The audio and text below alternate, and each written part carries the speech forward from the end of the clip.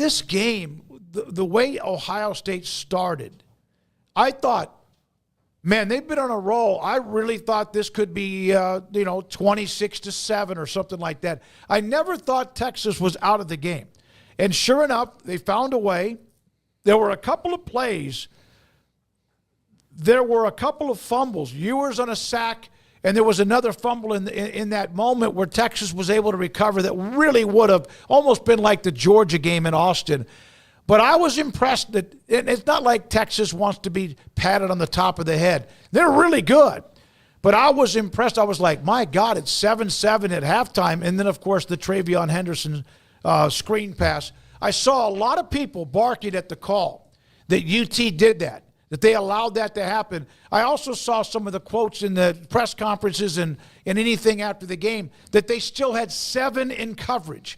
Travion Henderson made what could have been a 25 or 30-yard screen into a 75-yard dart that was unbelievable, and then looked like, okay, they're still winning by 7. Yeah, they never let themselves get knocked out or knocked, they got knocked down, they got back up. They didn't. Who are you talking about? Ohio State. Okay. Ohio State. They just didn't. That screen right before the half, I think kind of broke Texas's confidence in that.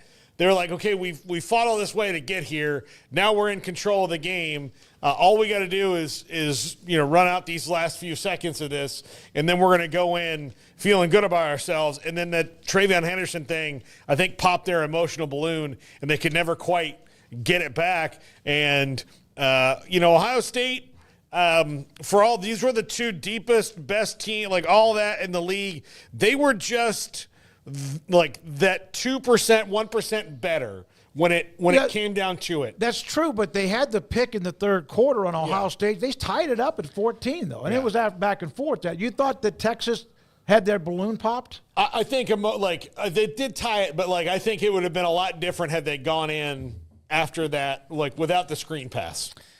Yeah, I mean, I guess I kind of understand where you're coming from, and that was deflating. But, yeah, it by no means put the game away because, as he just said, Texas scored in the third quarter and tied it up 14-14, and there they were at the end of the game with an opportunity at the 1-yard line to tie it up again to send it to overtime. So I don't think it was all that deflating. I think that it definitely took a little air out of their sails, but Ohio State didn't do anything right after that out there in the third quarter that put it away. That was the thing, is Ohio State never put it away until they did with Jack Sawyer.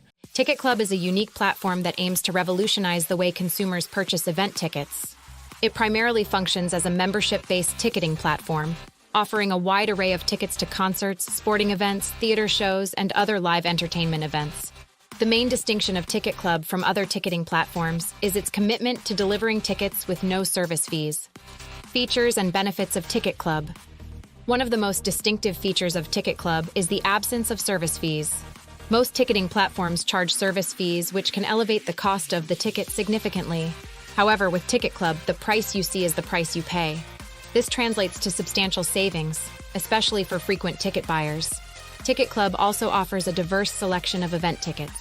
From Broadway shows and music concerts to NFL games and comedy shows, Ticket Club has it all. This diversity makes it an ideal ticketing platform for all entertainment lovers. Reliability and pricing. When it comes to reliability, Ticket Club does not disappoint. The platform guarantees the delivery of authentic tickets on time for the event. In the rare case that a problem arises, the company promises to refund 100% of the purchase price. Ticket Club operates on a membership basis. Non-members can still purchase tickets, but they are subject to small service fees. To enjoy the no service fees benefit, one can join as a member at a fee of $49.99 per year. However, certain groups, such as military personnel and first responders, can receive free memberships as a thank you for their service. Customer support. Customer support is a critical aspect of any business, and Ticket Club excels in this area. The platform provides comprehensive customer support to ensure all queries and issues are handled in a timely and professional manner. Customers can reach out via phone or email, and the Help Center on their website offers answers to frequently asked questions. Unique features and benefits. In addition to the no service fees feature, Ticket Club has a unique feature called the Ticket Club Premier program. This allows members to earn points on their purchases, which can be redeemed for discounts on future purchases. This feature adds to the overall value provided by the platform and encourages customer loyalty. In conclusion, the introduction to Ticket Club reveals a platform that is designed with the customer in mind. The no service fees policy, diverse event selection, reliability, competitive pricing, and excellent customer support make Ticket Club an appealing choice for purchasing event tickets. Whether you're a sports fanatic, a theater enthusiast, or a concert goer, Ticket Club is your reliable partner for event tickets. Like you could argue, allowed Texas in parts of that game, at least early on, when it felt like it was going to be this monsoon. When Ohio State comes out and scores right away, drives down the field, you're like, I mean, I don't know about everybody else, but their first drive, you're like, this is about to go the way a lot of the pundits said that it might, and this is going to be a potential blowout if Texas isn't careful. And even like if you listen to Chris Fowler, they're like, oh, this is what we're like. It was 7-0. They're acting like it's 21-0. I mean, it was crazy. And it's like, no, it's just 7-0 here. Yeah. And then, Texas scores at 7-7. You feel great. And then, Travion Henderson pops that. And I mean, fair game to call out UT's decision-making there. I mean, a great player made a great play in a big moment. And they probably should have played it differently. They got busted on that one. It's still only 14-7 though. Like, I felt like if anything, yes, that took some wind out of their sails, but Texas had to be going like, damn, man, it's only 14-7. Like, after all that, like, it's 14-7. Like, we're still in this damn thing. And then, sure enough, you tie it up in the third quarter, and we know how the fourth quarter went where they couldn't score again and had their opportunity there at the end to try and tie it up, and that turns into, obviously, Ohio State turning it into a 2-score game that they were unable to come back from. But I thought Texas played hard. But if there was a team they were going to run into that had more talent than they did, that was one of them. That was maybe one of the only ones, but that was one of them for sure that you could argue said, they've got a little touch more in their personnel than even UT does. And so I think that became clear. I think Ohio State was clearly the better team overall from start to finish, just taking in everything about that game. And if it was going to go wildly one direction, it was going to go in the wild direction of Ohio State winning that game big. But you pointed out a bunch of dumb penalties. They shot themselves in the foot. And I really thought, especially when Texas scored in the second quarter to tie it up, and looked like they were going to head into halftime tied up, of this is exactly the way you drew it up if you're Texas, to be 7-7 at halftime. And then, you pop the Travion Henderson play, and that flips the narrative a little bit. So it was deflating, but, I mean, they were still tied up going to the fourth quarter, which I don't know how many people expected that to happen. And I talked about it last week. I was like, man, and seeing all this talk about Ohio State blowing them out and this and that and how much better they were, I'll say this. People were right. Ohio State was better. I think they were clearly a better team. Not like Texas sucks or nothing like that, but just like Ohio State was clearly a better team. And they could have probably, had they not had a penalty here or there, blown that thing open earlier on and been more of the game people were kind of alluding to last week. Like when you say 27-10? Yeah, not like crazy, but like being up, 24-10 at halftime or something, or 21-7 at halftime. And that would have felt much different than what, 14-7, and it's only 14-7 because Henderson popped the play. Otherwise, it's 7-7. Yeah, I could have seen the situation where they score maybe a couple more times and it's 21-7 going into the locker room, and that would have felt very, very comfortable. But they let Texas hang around, and Texas also forced themselves to hang around by making some big plays, especially on defense, man. Like, what did Ohio State really do offensively? They shut Jeremiah Smith. You want me to answer that? F because down. They popped the Henderson play, and there was maybe one or two other plays, but that was basically it. UT's defense played really well. Yeah, I thought UT's defense played great. I did, and that's why it wasn't in the first half when Texas eventually tied the game up, and there was the throw to Jaden Blue. They gave him a chance to win the game, and the interception to start the first drive of the third quarter, you're like, okay. And sure enough, it was that way. Then it kind of just stayed there for a while, right? It just kind of stayed there for a while. I just and I guess I never saw Texas play completely confident on offense. Not that Ohio State was either, but I just felt that they were more it just felt like they were more shook about it than I thought they would have been normally. And again, this does come down to me, to the fact that the one team that was slightly deeper than them, and they were the second deepest team in the country, was the one they were playing. Well, that's one team that could, let's say you have two mafia groups that sit down at a table to discuss their turf war. Those two look at each other knowing both of them could obliterate the other if given the right opportunity. Well, and that's what was said about Ohio State all along when they went out and they got Quinshawn Judkins and they went out and they got Caleb Downs. And what does he end up doing in that game? Oh, Making my God, absolutely massive play. And, the various others they went and got in the transfer portal. I mean, this was talked about as being the most talented team in college football from the very beginning of the year. Whenever you want to mark that, if you want to say that was last March, you want to say that was in August, you want to say that, like, it doesn't matter. Like, Ohio State was the most talented team when you brought that topic up, and I think that's on full display from that game and throughout this entire run for them. And another thing about the playoff is they're getting hot at the right time, the same way Notre Dame did, but you look at them after that Michigan game, it's like, did they even make the playoff? Yeah, they go beat Oregon and they win the Big Ten, so yes, they would have. But, real questions about the smaller playoff, like how this would have been in other years. But I think because of the expanded playoff, like we clearly, I think, have the two teams playing their absolute best, even though they're not healthy, especially in Notre Dame's case. But in terms of having earned their way here, you can't deny either one at this point. You might have said, well, Notre Dame's a little bit overrated when they got in the field or something, or Ohio State this. After these last 3 weeks, you can't sit there and say, well, they didn't deserve or they didn't belong or no, these two teams deserve it. They've earned it. They belong in this spot. Both have won 3 times, right? Both teams have had to win 3 games. That in itself against teams that were all really, really, really good. And Ohio State, when they obliterated Oregon, Tennessee was one thing, but when they crushed Oregon the way they did, no matter if the score looked closer than it was, I was like, my God, they're gonna looks like they're gonna run this table. I was really surprised. I mean, not surprised, but I was. Surprised is the word. Shocked certainly isn't the word. I was a little caught off guard maybe.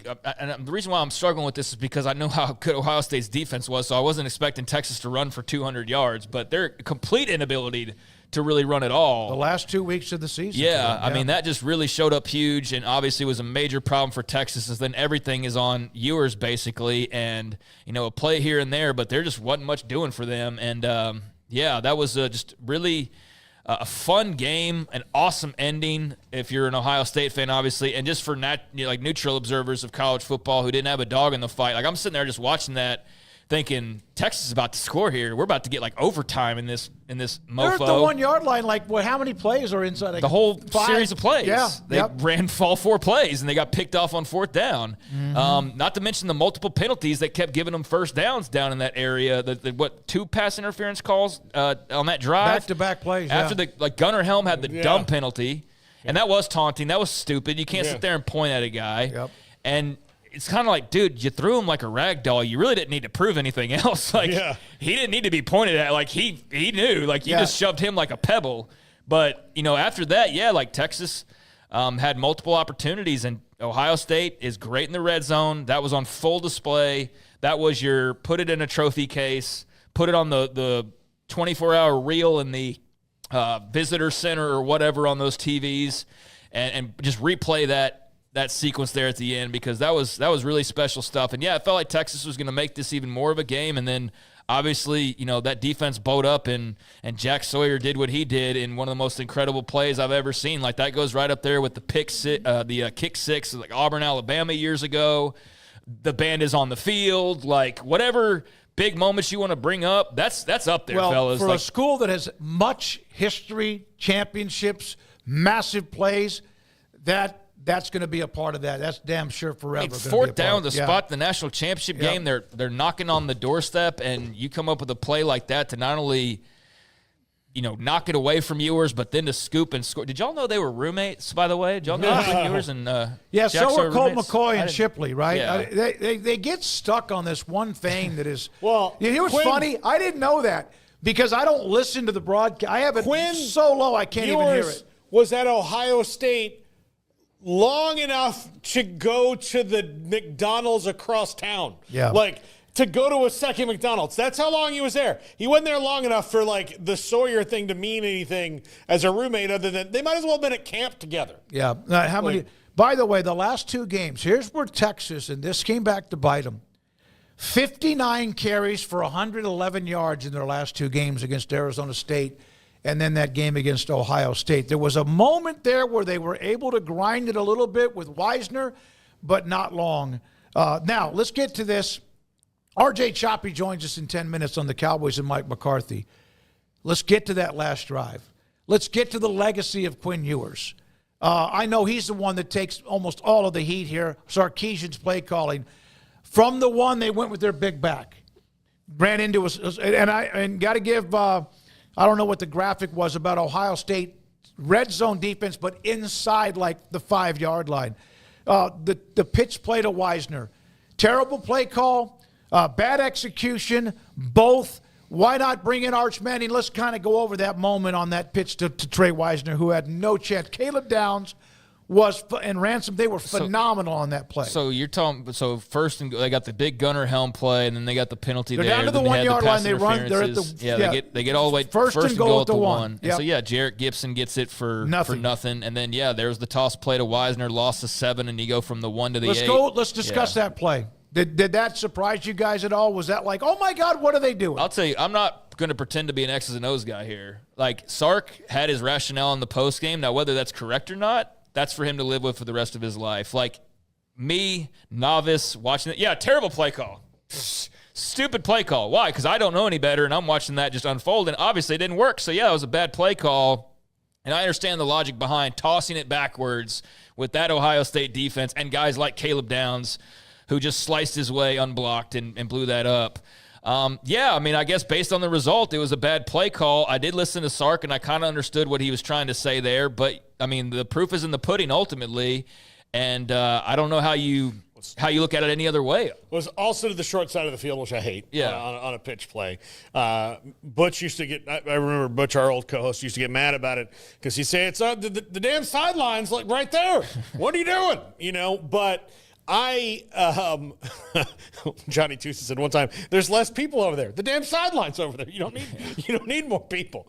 But I think it's just one of those things that I think he kind of outthought himself a little bit. Anytime you go outside and you're at the 1-yard line, I think it needs to be sort of an RPO, a bootleg, a naked bootleg, something that's misdirection as opposed to just a straight toss like they did to Wisner. I think you're better off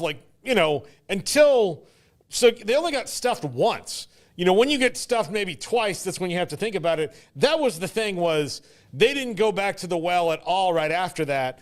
And that's where I disagree with it. Running the pitch, like if you saw something you thought you could do, every coach does that on every single play that works or doesn't work, and it didn't in Caleb Downs. But I do think on the goal line like that, you can take Caleb Downs nearly out of the equation if you keep it tight and run up the middle, and then you don't have to worry about it. Yeah, I don't know why you don't give it to Jarrett Gibson maybe in that situation. But we know with Trey Wisner, hey, let him get a little bit of open field and make a move and make one guy miss, and he's in the end zone, right? And that's probably part of the rationale. But, Sark's a great play caller, but he's not perfect, and clearly he wasn't perfect the other night, and that's a play call that will probably live with him for the rest of his life, because that's maybe the play that cost you a national title for all we know. It will if they don't ever win. Right. Yeah. That's why I say may. It might, and I'm sure it will for the foreseeable future, although you got to just move on and you can't just dwell on something like that. But, it's pretty clear the way that it worked out that was a bad play call. It changed the entire trajectory of that finish there and led to what unfolded after that, because then you're throwing the football all of a sudden, whereas you were at the 1-yard line, you're now third and 7, and trying to make something happen. Third and goal from the 7, Yeah, so that flipped everything. So it's based on the result, a really bad play call, and I think most of the pundits that have spoken out since Friday night have pretty much been unanimous across the board. I have seen a couple people who do know their X's and O's at least try to justify the rationale or the thinking, but that doesn't mean the thinking was right, obviously, because it didn't work. So it wasn't a good call, and I'm sure if given that knowledge and the opportunity, he could have probably come up with something better. But, it is what it is, and you give Ohio State a lot of credit for just making the play, because I don't know how many defenses make that play. No. How many teams? How many teams got Caleb Downs running through there? Nick Saban, 0? I brought this up a couple of different times, said that he thought that Caleb Downs was the best player on their team last year. And he got beat a couple of times. He picked off the pass to seal it, end it. But that play where where you have Kelvin Banks, the best offensive lineman in college football, pulling out to the left, Downs goes behind him, and Ransom goes in front of him, beats him to the point. It was just two great players making a great play. It was a great play. It was a great play by great players who are going to be playing on Sundays, going to be tie-in first-round draft picks. And so if you're playing – I don't know, but who don't I want to offend here? If you're playing like any other number of teams, they probably don't have a guy that makes that play 9 times out of 10. Ohio State does, and that's why they're Ohio State. So, I think that's part of the problem with that play call as well. He's a dude, Caleb Downs, that's a where is he on every play kind of player. Right. And there's a couple guys on Ohio State you could make that argument for, but if I had to remind my quarterback, my offensive line, my tight ends, like everybody to look, like where's 2? Like you guys tell me where 2 is, and then that's we're gonna go where he's not. That to me, that was way more of the factor than it was Sark's play call. You just got to tip your cap to talent and to great players making great plays, and that's to me what happened there with Ohio State's defense, and they've been very good. I mean, among the best, if not the best, when it comes to having their backs against the goal line and having to come up with stops. And they did it right there, and that's why they're still playing for a national championship. But, yeah, Caleb Downs is a freak show. That was a massive get, and part of the reason why coming into the season everybody said Ohio State's the most talented team, Ohio State's the most talented team, Ohio State's the most talented team. And I think on Friday night, Ohio State looked like the most talented team in the country, going up against another team that's probably going to have about 10 NFL draft picks. They're going to have a multiple double digits, no question. And some guys that aren't even starters will play in the NFL. They'll reload. They are going to have to replace, man. When you get that kind of team they've had the last couple of years and you have that offensive line, they're reloading. They've got guys who are marinating. They'll be fine. They'll get who they need in the portal. But I would say – But now the quarterback position, it's Arch Manning, right, moving forward. There's no question about that. And is he going to be as good as everybody thinks he's going to be, or was this kind of a fairy tale with him? But I was going to say is, you think you're just going to reload and be back, but, were the wide receivers as good this year as they were last year? No. No, I don't think so. No. And they had a lot of really talented dudes and big portal pickups, and, Golden's off to the NFL draft now, but, so are they going to be, can you guarantee they're better next year? They're going to be, again, a little bit – so, that's the thing. You knocked on the door twice, not just knocked on the door you were – pushing the doorbell the last 2 years to get into the national championship house. And you fell short, you stumbled on the doorstep and, broke your nose or something and never made it inside. And so while you would tend to believe in this environment that that's just going to be pretty much the case for Texas most years because they have as big a bankroll as anybody and as much opportunity as anybody and all that, there were areas of this team that weren't as good as last year. There were areas that were better as well, but you never know year to year. So I think it's unfortunate that that's how it ended for Quinn Ewers. I do think Texas is knocking, though, and I do think they're going to bust through. But, it's going to be Arch Manning next year. I don't think there's a question whatsoever about that. That's the most guaranteed thing you can predict in college football. But if he is not the second coming of whoever could walk on water, he's a really good player, hell of an athlete. Big, physical, good arm, really great arm maybe, and we've seen what he can do with running the football. You just keep knocking on the door, man. The Oilers tried to do that in the 70s and couldn't beat the Steelers, 80s, 70s, and 80s, couldn't beat the Steelers when Bump Phillips said we're going to kick the door down. That never happened. You never know. You get close. You get close. I've brought this up so many times with Bobby Bowden and Tom Osborne, but keep knocking on the door. Next thing you know, it opens up, and then you have more and more opportunities to not just win one, but multiple.